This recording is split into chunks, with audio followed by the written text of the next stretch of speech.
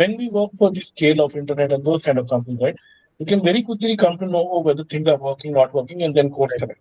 Right. Now, exactly as you said, right, here the eventual truth opens up a couple of years later, Yes. right? And it has huge ramifications. This is not just about profit loss, right?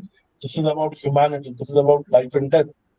So, how do you guys make sure that in case one has to do course corrections, one does it proactively because by the time the eventual truth might come out, it might be too late. Right. Right. So, are there specific things that you build in your solutions? Like, what are some of those strategies in that process? So that's a good question. So you're right that our feedback loops are extremely long. Sorry, and so you need to be very cautious in deployment. You have to test well. You have to design the right test sets in house, right? So, for Mhm. example, if you do a data split where which is a random data split, random data splits again are good for publishing papers. They don't necessarily reflect accuracy on the ground.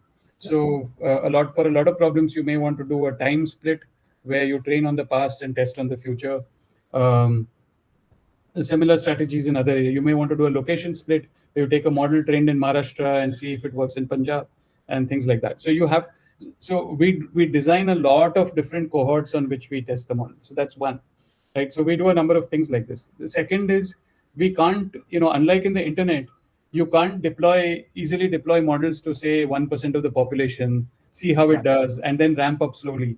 You can't do stuff like that, right? So you have to be very careful in deployment, and you have to make sure that whatever system AI is replacing, it doesn't quite replace it from the get-go, right? So whatever systems were in place earlier to do exactly what the AI is going to be doing remain in place while the AI is an add-on. Now, Yeah, often that increases the burden on the AI users, because now instead of doing one thing, they have to do two things. They have to do what they were doing earlier, plus they have to look at these AI inferences.